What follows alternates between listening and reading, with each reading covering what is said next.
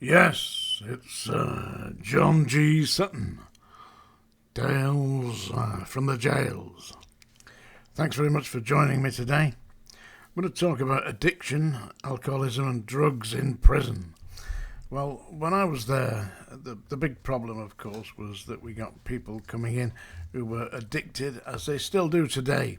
Now, when I was a hospital officer, the standard practice was on reception. At night, you'd go down to reception, and that all the new intake of inmates, straight from the courts, would be held in a big holding cell. And I would go into the holding cell, maybe 20, 30 prisoners newly received into the jails, and I'd just stand out a board and all that, at a room, an office there with a clinic, and I'd just stand in there and shout. I'll shout to you now, say, anybody who's got any problems, if you're sick, you've got diabetes, you've got pox, you've got drug addictions, you come and see me now. Everybody else who's got minor complaints should report sick in the morning. And then I'd see everybody one at a time, and they had to tell me if there was any problems. If they were diabetic, then of course it was my duty to make sure they were seen by the doctor. Because everybody was seen by the doctor on the night, but I had to alert the doctor that here we had a diabetic. And there were people obviously coming in who got major problems. But the ones that came in that had got, I'm addicted to drugs, I'm taking morphine, I'm taking cocaine, I'm hooked on this, I'm hooked on that. Good. But you're not hooked on it anymore, lad. Not here, because you're about to go cold turkey. I mean, they just didn't treat them. You should have done. I mean, the big problem is, listen, I'm not an addict myself, but the problem is that you take these people who are addicts and you put them straight onto the main location in the prison, and they're banged up without the medication. They're going bloody mad. Some people can't handle it. I mean, why do you think drug addicts, cocaine addicts, methamphetamine addicts, they go robbing people's houses? I'm not going to be desperate to do that.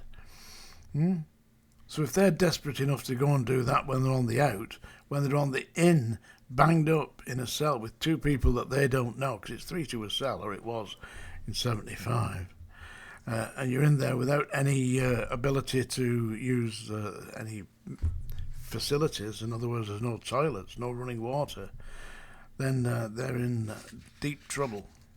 And by the time we get to the morning, when you open the cells at 7 o'clock in the morning, they're ready to go.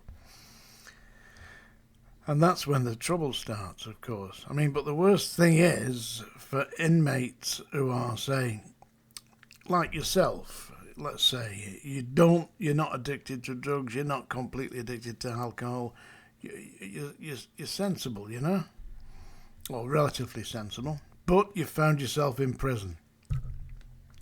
And into your cell comes somebody who is strung out on heroin, yeah? Well, they come in strung out on heroin. They haven't had any. They haven't been able to shoot up for like 48 hours, and they are ready to go. And you're in there with them. People can get injured. I mean, I have seen inmates who are out their mind on drugs, and they are incredibly strong. I saw one who actually managed, with his bare hands and what he could break off the bed, smashed through. He didn't get all the way through, but he punched a big hole through one of these Victorian cell doors. I mean, they're about 2 inches thick of solid oak. They've got great big metal bolts through them. They've got steel liners, and he bashed the way through. I could see him coming through the door. It took him about 6-7 hours. I mean, I just left him to it, He'd be tiring himself out, So if I have to go in there and deal with it, then at least he'd be a little bit tired by the time I get hold of him. But they are incredibly strong. And the thing is about people who are out their heads, they don't feel no pain. So you get when you put them in a headlock or twist their arm up the back. No no response. What you'd have to do is break their arm. No, I didn't do it myself. I honestly didn't. The idea would be you get enough people to make sure that you restrained them, and then you put them into an empty cell.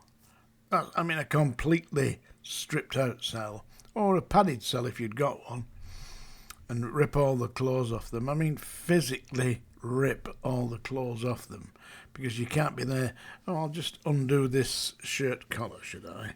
Yeah, you didn't do nothing like that. You got your hand like that, you just ripped off the shirt, ripped off the vest, then up with the shred is. Yeah, you got to do it. And it's not for the faint-hearted. That's what I mean about these days. You get some 18-year-old whippersnapper who's patrolling the landings, and you get a big Paul Sykes type who's kicking off. You say, right, well, we're going to tackle him, go on, let's get him down to the cells and you can rip all his clothes off. Are they going to do that? Let's face it, the Prison Act 1953 stipulates that any inmate under the age of 21 may not associate with prisoners over the age of 21, so that they're segregated. Yet here we are, we've got the government, the Home Office, they're appointing prison officers at the age of 18 to go on the landings, when in actual fact the Prison Act 1953 requires that anybody associating with adult prisoners must be over the age of 21. So what's happening? They're getting manipulated, they're getting bullied. They get bullied, all right. The inmates actually tried to intimidate me. It's not all that easy, to intimidate me. I'm not going to be intimidated, let's face it. And if they did try, then clap hands, Charlie, let's go for it. Let's see what you can do. It's no good all the people on here. I've seen people on here, they're saying to me, you wouldn't say that to his face, would you? About Mad Frankie Fraser and Paul Sykes. Oh, believe me, if you can't say it to the face, direct, it shouldn't be in the job. You're better off as a car park attendant or, a traffic warden or something like that. Sweeping the streets, perhaps. Anyway, that's it. You see, I saw one guy, my brother phoned me actually, he said, this guy's in there, Bill somebody or other his name was. He said, would you go and see him, make sure he's all right? He says he ran a pub in, I think it was in Oldham. He said, and he's got himself locked up for handling stolen goods. People bringing him into the pub and saying, would you sell this over the bar for me? And he got himself locked up. He said he's a really nice guy. He said he just didn't expect that this would happen.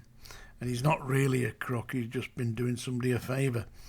So I said, I'll go and see him. I'm not bothered, So I went to see him. And he was in this cell, shot the bolt on the cell. I said, and my name's John. You know a man called Martin Sutton. I said, that's my brother. He's asked me to come and make sure you're all right. Wonderful to see you, John. He said, oh, come in, mate, sit down. He said, we'll have a drink. He said, what would you like? The guy was a complete piss artist, and he didn't know where he was. He thought he was in his pub in Oldham. Really, and he thought I'd come into the pub in Oldham, sent by my brother, and he was going to give me a beer.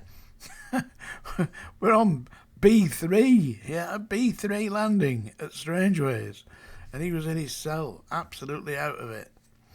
I thought, you poor bastard. It'll take him a week, 10 days, coming down off alcohol. It takes some doing. Anyway, so addiction in prison, generally speaking, they didn't give you anything, nothing at all. Have you noticed I've still got that thing on my snot box? It's not very good, is it? Anyway, it'll go away. I believe that, they should actually treat people with addictions, and they didn't. I don't know if they do now, but certainly back in the 70s and 80s, there was no treatment at all. The treatment was cold turkey, and if you managed to get them in front of a doctor, the doctor would tell them, in here you don't get nothing. They wouldn't give them methadone or anything. So anyway, we've had a development today, haven't we? Liz Truss has gone. I mean, what a wonderful 44 days, but didn't she make a real showing there? She got herself known, didn't she? Hey, strange woman. It's hard to believe, that it could be such a cock-up. Anyway, so I've decided to sing a song. This is dedicated to Liz Truss, and for all those people who are politically aware, they can join in, if you will. This is originally by Willie Nelson, and it's called The Party's Over. Are you sitting comfortably? Ding dong ding, the song ding dong dinger. Here we go, you've had it now. Turn out the lights, the party's over. They say that all good things must end. Call it a night. The party's over, and tomorrow starts the same old thing again. What a crazy, crazy party. Never seen so many people laughing, dancing. Look at you, you're having fun. But look at me, I'm almost crying. But that don't keep her love from dying. Misery, 'cause for me, the party's over.